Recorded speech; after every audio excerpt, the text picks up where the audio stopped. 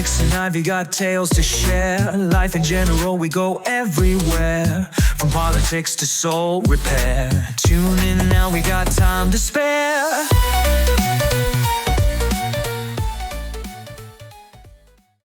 All right, let's dive in. Today we're tackling this lecture, Spiritual Science and Modern Education by Rudolf Steiner. Oh, excellent choice. I know you're fascinated by this idea of, well, how spiritual science might change how we think about education. Absolutely. Especially, as we're here in the 21st century. Yeah. So this lecture, Steiner delivered it in 1920, right after World War I. Right. And he really felt that, in a way, education had failed. Because it hadn't created a more harmonious society. Yeah, I mean, it's understandable, right? Given what had just happened. Exactly. The devastation of the war. And so he saw spiritual science as maybe a solution. Mm-hmm. But I gotta admit, when I hear spiritual science, I think, like, is this gonna get a little too woo-woo? Right. You're not alone. Yeah. A lot of people think that, but Steiner wasn't talking about, ghosts or anything like that. He wasn't talking about, traditional religious beliefs. Got it. What he was really getting at was a different way of understanding what it means to be human. Okay. And it goes beyond just, the physical body. So there's more to us. Exactly. He said we actually have 3 more bodies, so to speak. Oh, okay. Along with our physical one. All right. So now I'm really intrigued. Yeah. So we got this fourfold human being thing going on. Right. What are these other bodies and how do they, play into education? It's a really interesting framework, honestly. Okay. So think of them as different dimensions of who we are. All right. So first you've got the etheric body, Right. which is all about growth and development. It's like the life force that you see in plants. Oh, interesting. Then there's the astral body, Okay. and that governs our emotions, our desires, impulses, that sort of thing. So more like the animal side of us? Kind of, yeah, like the animal world. Okay. And finally, there's the I being. The eye. And this is our core self, the source of our will, our self-awareness. Makes sense. And Steiner's big point was you can't truly educate a child unless you understand all of these dimensions. So it's not just about No. cramming their heads with facts. Exactly. It's got to be more holistic than that. Way more holistic. So this is pretty different from how we often think about education today, wouldn't you say? 100%. I mean, we're so focused on standardized testing, STEM subjects, getting into the right colleges. Oh, very important. But it's we're missing this whole other side of what it means to be human. Yeah, it's we're neglecting those aspects that Steiner associated with the etheric body, the astral body. Right, exactly. We push kids to be so intellectual. Yeah. But sometimes it's at the cost of their emotional development, their creativity, even their physical well-being. And Steiner gave some really specific examples of how these bodies show up in kids. Yeah. And it's funny, he talks about teeth. Teeth, right. Seems random. Yeah, of all things, what do teeth have to do with this? Well, he makes this fascinating connection. He noticed that, how baby teeth fall out? Yeah. And are replaced by permanent teeth around age 7? Yeah. Well, he said, it's similar to how our language develops. Yeah. You know how little kids, they just kind of absorb language? Oh, yeah, they're like little sponges. Totally. They're imitating everything they hear. Yeah. But then around puberty, Steiner said our language is kind of reborn through an act of will. Oh, wow, that's interesting. Yeah, it's like a shift happens. So it's not just mimicking anymore. No, it becomes more conscious, more of a choice. Okay, so this ties into the I being developing. Exactly. It's the will coming online. And he even used the example of, boys' voices changing. Right. As a sign of this. Like an outward manifestation. For all those years of my voice cracking, it wasn't just me being awkward. It was your I being asserting itself. That's kind of mind-blowing. It is pretty cool when you think about it. So how does all this, how does understanding these 4 bodies actually translate into teaching?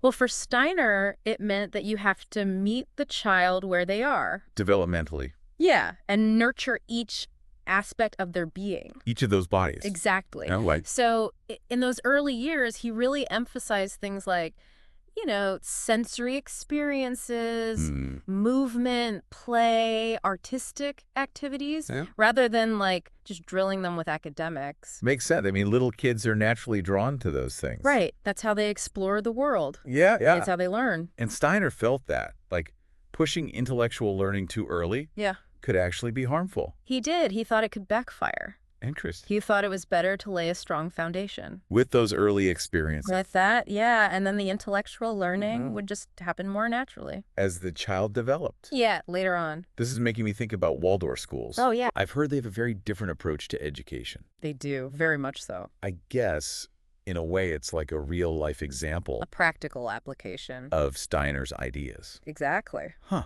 That's fascinating. It is. But even if you're not, in a Waldorf setting, Right. there's still so much we can learn from what Steiner was saying. Oh, absolutely. And I'm already starting to see things in a new light. That's great. That's what he wanted. He really challenges us to rethink some of our basic ideas about education He does. and to see kids as these, complex To beings, see them as whole. with all these different dimensions. Yeah, not just little brains waiting to be filled up. Exactly. He saw so much more in them. This has been really eye-opening so far. Good, I'm glad. In the next part, I'd love to hear more about his ideas on authority Oh, yeah, that's a big one. and also memory development. Those are topics that always get people talking. For sure, especially in education. Yeah, people have strong opinions. So I'm curious to hear what Steiner had to say.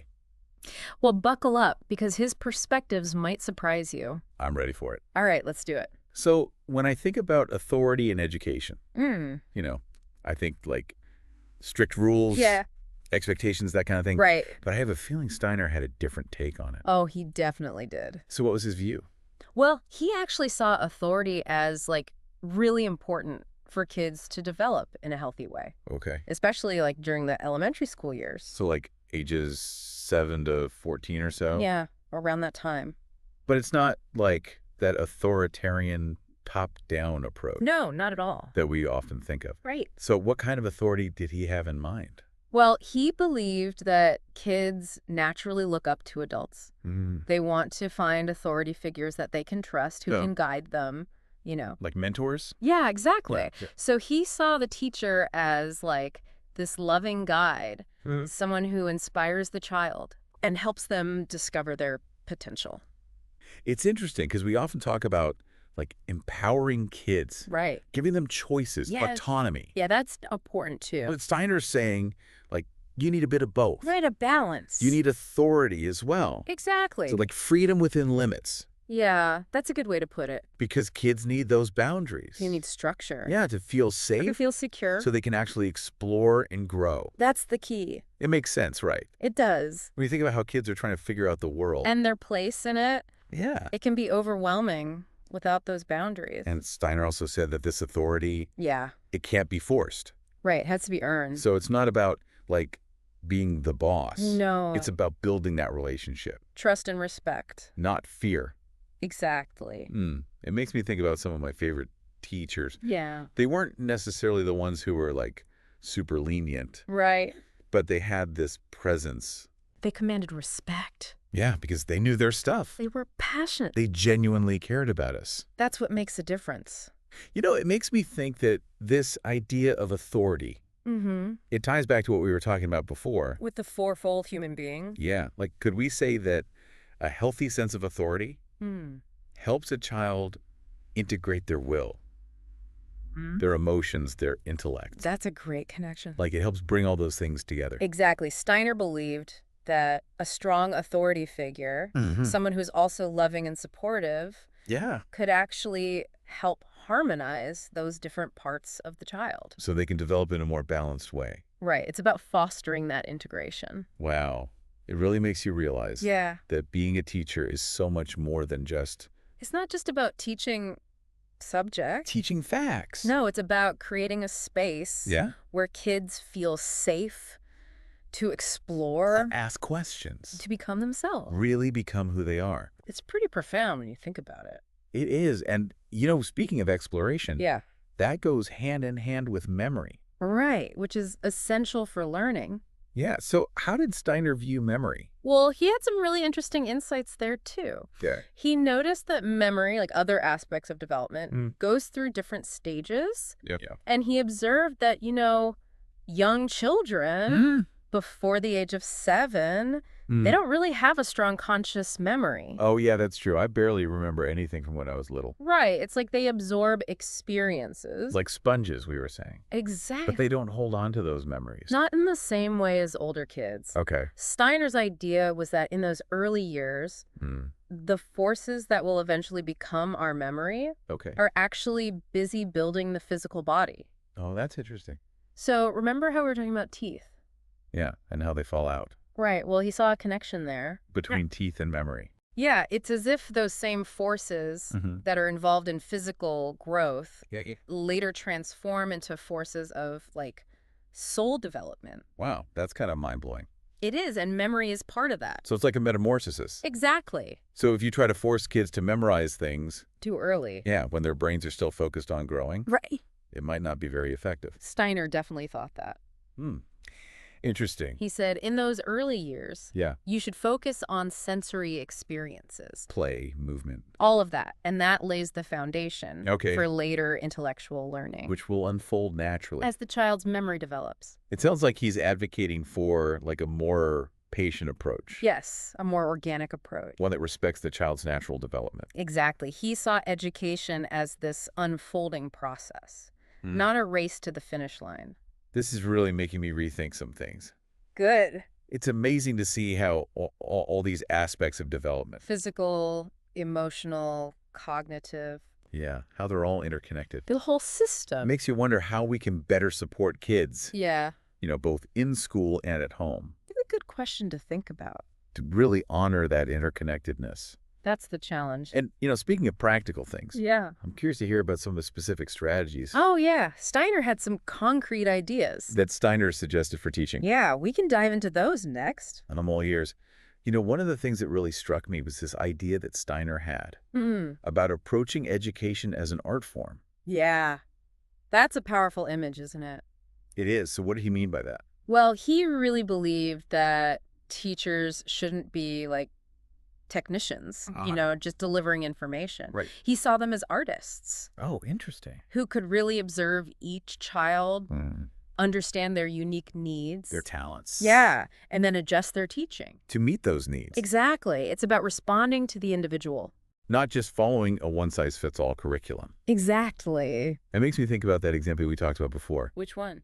The kid who was brilliant at math. Yeah. But struggles with languages. Right, and Steiner recommended using rhythm and music to help him with language. Instead of, like, just drilling grammar rules. It's a much more creative approach. It is. It's like thinking outside the box. That was Steiner, always thinking outside the box. So he really emphasized art and imagination in education. Especially in those early years. Why was that so important to him? Well, he saw young children as naturally imaginative. They're creative, you know? Right, they're always coming up with these amazing ideas. Exactly, and they learn best through hands-on experiences. Through stories. Yeah, through movement, through play. He didn't see those things as just like extras.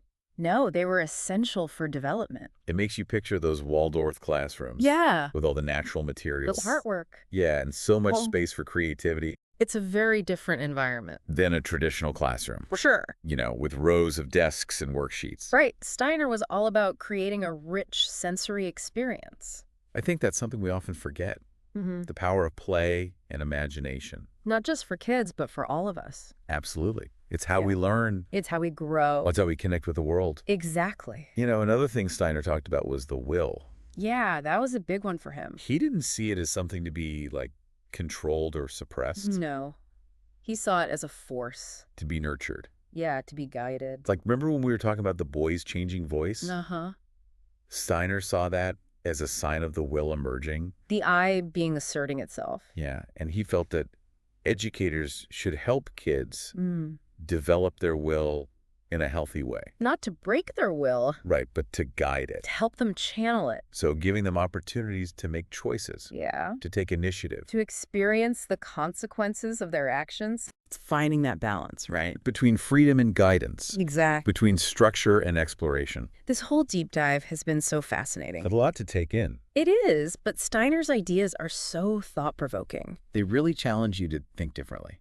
About education and about children. They do. So if you had to sum it up, What would you say is the most important takeaway? From all of this. Yeah, for our listeners. Well, I think Steiner reminds us that education isn't just about filling kids' heads with facts. Okay. It's about nurturing their whole being. Their hearts. Their imaginations. Helping them discover their potential. Exactly. He saw it as an art form. A true art form. A sacred task. And it requires more than just knowledge and skill. Yeah, it takes love. Empathy. A deep respect for children. What a beautiful way to put it. It's true. Steiner really believed in the power of education to transform not just individuals, The world. you know, as we face all the challenges of the 21st century. Yeah, it's a complex world. Maybe it's time we take another look at his ideas. With fresh eyes. Yeah, with open minds and hearts. That's what he would have wanted. Well, that brings us to the end of our deep dive Time flies. into Rudolf Steiner's spiritual science and modern education. It's been a pleasure exploring this with you, We hope you've enjoyed it. and that it sparks some new ideas. Keep those minds curious. And those hearts open. Until next time.